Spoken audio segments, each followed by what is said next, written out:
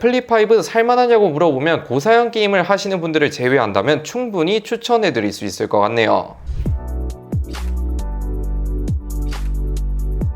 안녕하세요. IT의 진심인 남자 티노입니다. 오늘은 갤럭시 Z 플립5 실사용 장단점 정리를 간단하게 말씀드릴까 합니다. 제가 지금 영상 촬영일로부터 딱 일주일 조금 넘게 써보고 있는데 전작에 비해서 확실히 나아진 점도 있는 반면에 단점은 여전히 조금 개선되기는 했으나 단점이라 느껴지는 점도 여전히 있더라고요. 빠르게 살펴보기 전에 고정 댓글에 탭스9 구독자 이벤트 많은 참여 부탁드립니다.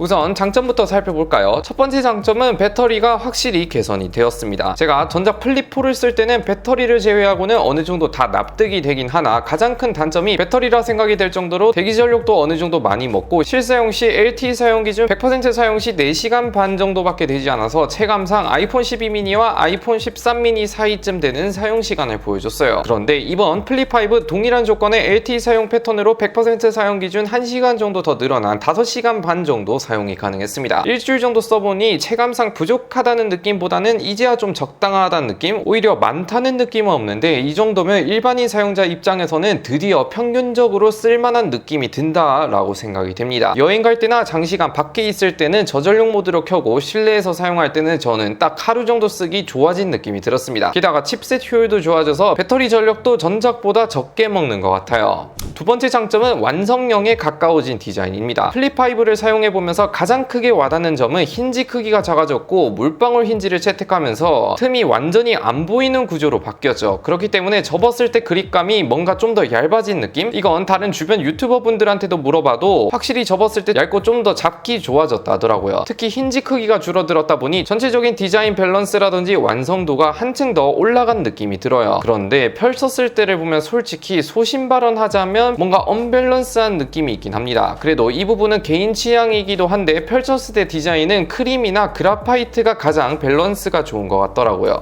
장점 얘기했으면 단점도 얘기해야죠. 칩셋이 바뀌어서 발열도 어느 정도 개선이 될 줄 알았는데 아무래도 이건 플립 특징인지 여전히 발열은 존재합니다. 동일한 상태에서 플립5와 플립4 카메라를 켜놓고 발열 테스트를 해봤는데 오히려 플립5 쪽이 좀 더 빠르게 올라간다 해야 하나? 영상으로만 봐도 플립5 쪽이 1조 정도 더 빠르게 올라가고 더 크게 퍼지는 모습을 보여줍니다. 아무래도 플립이 바형과 달리 좁은 한정된 공간에서 힌지 면적을 제외한 상단 부분에 거의 모든 메인 부품이 들어있기 때문에 발열에 취약할 수밖에 없는 특징을 가진 듯 하네요. 그래서 폴드에 들어가는 베이퍼 챔퍼를 넣어줘도 될 것 같긴 한데 이거는 다음 작에 꼭 넣어줬으면 좋겠네요. 세 번째 장점은 커버 화면입니다. 단순히 화면이 3배 더 커져서 좋다 이런 것보다는 가장 와닿는 건 AOD 기능과 알림이 올 때 전작보다 훨씬 더 보기 편해졌습니다. 전작 AOD와 비교해볼 때 특히 배터리 부분이 조금해서 자세히 봐야 보이던 게 플립5 때는 글꼴 크기가 좀 더 커졌다 보니 시인성이 확실히 좋아졌고 시계라든지 글꼴 또한 전체적으로 다 커졌기에 이 부분에서 만족이 되었습니다. 이뿐만 아니라 알림을 봐도 알림 아이콘도 시원시원하고 내용이 어느 정도 확인할 수 있게 되어 있는 점도 만족하는 요소였습니다.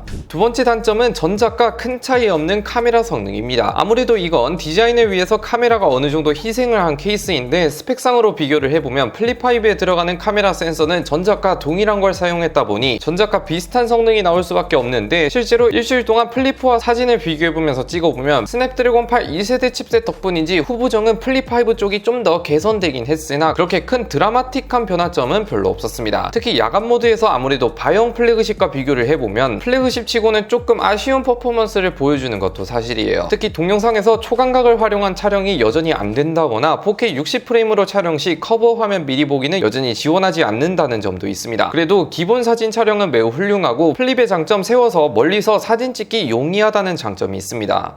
대망의 네 번째 장점은 은근히 유용한 플렉스 윈도우입니다. 삼성에서 이번에 새로 만든 커버 화면을 플렉스 윈도우라고 공개를 했는데 이게 일주일 정도 써보니 처음 공개한 것 치고는 완성도라든지 편의성을 상당히 신경 써서 만들었다. 인터페이스가 약간 워치를 만지는 듯한 느낌의 활용성이 화면이 커진 만큼 기능도 그에 따라 늘어났다고 생각이 되는데 특히 볼륨 업다운 할 때 디테일도 상당히 좋았고 제가 생각해볼 때 커버 화면에서 가장 많이 쓸 것 같은 기능은 사용이 노래나 전화를 받았을 때라고 생각이 되는데, 특히 노래를 들을 때 하단에 활성화 창을 만들어준 건 정말로 칭찬하고 싶고, 음악도 굳이 펼치지 않아도 바로 옆에서 슬라이드를 하며 어느 정도 커버 화면에서 조작이 가능하다 보니 이거는 감성이랑 편의성을 두 가지 다 잡은 느낌이 들었네요. 마지막 세 번째는 여전히 스로틀링이 심합니다. 발열뿐만 아니라 이건 플립 구조상 어쩔 수 없는 문제이자 특징이라 볼 수 있는 것 같은데, 3D마크 익스트림 테스트로 발열 테스트 빡세게 돌려본 결과 동일한 환경에서 플립4와 비교를 해보면 전작보다 GPU 코어가 30% 정도 오른 모습을 보여주지만, 동일한 칩셋이 탑재된 폴드5와 비교를 해보면 안정성이 53% 정도인 반면에 플립5는 30%대로 스로틀링이 상당히 심한 모습을 보여줍니다. 그래서 원신이라든지 최근에 나오는 넥슨의 RS 같은 초고사양 게임을 즐기기에는 가격 대비 그렇게 좋은 편은 아니죠, 솔직히 말하면. 그래서 평상시 성능은 S23 시리즈와 비슷하지만 빡센 작업을 돌릴 경우 급격한 성능 저하는 있다, 이렇게 요약해 드리겠습니다.